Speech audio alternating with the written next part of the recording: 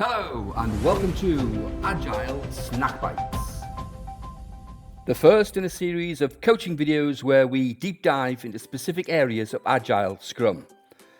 In this inaugural video, we will look at retros, some of the rights and not so rights of the Agile ceremony.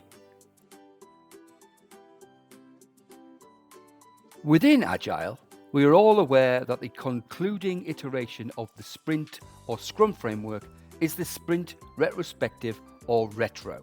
In this ceremony, which comes at the end of the 2-week time box, squad members are asked to look back at the previous sprint and find actions to improve their way of working. However, it is not always easy to collect enough structured information to make it effective. The retrospective is part of the continuous improvement process of the Agile way of working. It aims to establish what squad members feel went well to make it sustainable, and what didn't go so well in order to correct it. Everyone should be encouraged to express themselves freely about positive and negative issues within the sprint, as this will allow squads to identify actions which will form part of the next sprint to improve processes and productivity. So, what is it about retros that are making squads question their value? Hello everybody, Daniel Laparre here, Enterprise Agile Coach for the Tribe for Autumn. Today I'm going to share you some of my own experiences of having a good sprint retrospective. When I started at Multitude, I facilitated a number of retrospectives, and we've experienced right away what the benefits were of having a truly good retrospective. We were able to learn from each other, make intangible topics tangible, and we were able to define follow-up actions for the next sprint. Furthermore, it was part of the feedback culture which we want to have. And then sometimes later, I noticed that the sprint retrospective stopped making sense to people. Some people complained that it only was a waste of time. Others suggested that it could easily be combined with the sprint review just to save up some time. And others indicated that it was not for them, but for other teams to do a sprint retrospective. So my takeaway was that the sprint retrospective has become a goal on its own instead of a means to an end. So what happened? Simple answer is we've matured and have grown. And therefore the how of the retro did not meet our needs and fulfill the purpose of having a good retro. Thus, we need to develop our own way of working as well in order to get the best outcome of these kind of meetings.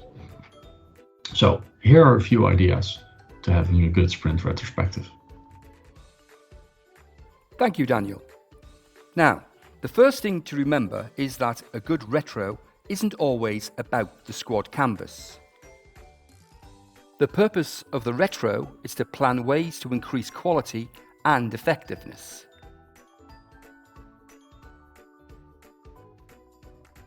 There are a large number of formats to running a retro other than simply to check the squad's canvas and then feed back. In using other formats, it keeps the retro fresh and also allows opportunity to ask other kinds of questions which put our brains to work and offers tangible learnings. Here is a link to a site which offers a variety of formats to experiment with your squads. But let's look at one or two on a more practical level. The key focus is to keep the retro attractive and valuable to attend by asking if the squad are still achieving the purpose of the retro. In its structure, someone should always facilitate the retro, and it should not always be the same person within your self-managing team. That person should prepare in advance either the room or the online platform. And when starting the retro, the objectives should be made clear and everyone should have access to resources such as the mural, Miro boards or similar. The retro should be time-boxed and the conclusion should be shared with anyone and everyone in the squad. The resultant tangible actions should then be placed on the canvas as part of the backlog, potentially going into the next sprint. One of the many retro styles is called the weather report. Each member of the team or squad is asked to add post-its where Storm means it's turbulence, so what issues and impediments there are on a particular task. Cloud, which is promising, which is bright forecast for a very promising future. Rain, which is interruptive, stalling issues but managed to pull through. And sun, which is cheerful and success. Almost all points can then go into the squad's backlog or future sprint.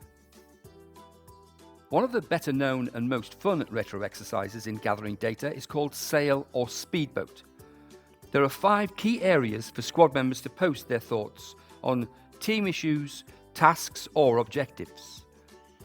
The wind is what is moving the team forward or the task forward.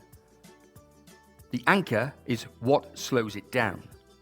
The island is what is the objective of the team or task, and the sun, what the squad liked or thought were the positives.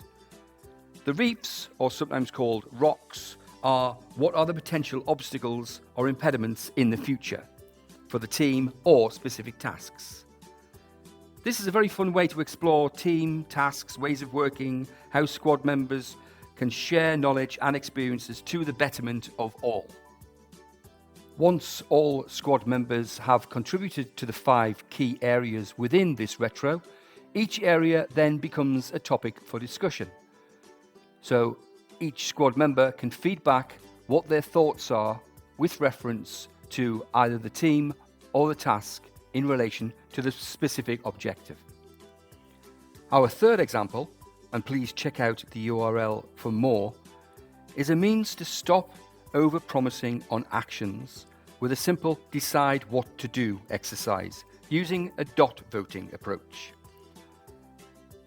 There are 3 columns: start doing, stop doing, and continue doing. As a team, looking at the team or looking at tasks, agree which before you start, squad members post proposals, as many as they wish, within the agreed time. Then time is given to expand and explain on each proposal. Following this, all members are given 5 votes to see which they move forward with. The results go onto the backlog or straight into the next sprint.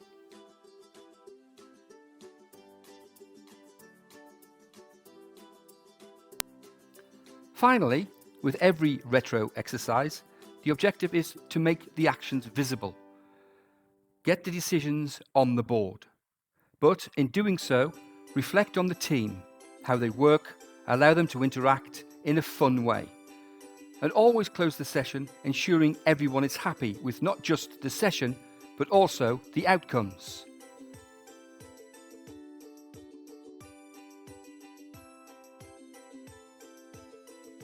The key focus is to keep the retro attractive and valuable to attend by asking if the squad are still achieving the purpose of the retro. Vary the style, keep challenging in your meetings, and you should still achieve the intended outcome. Change is good. Have a nice day, and thank you for watching.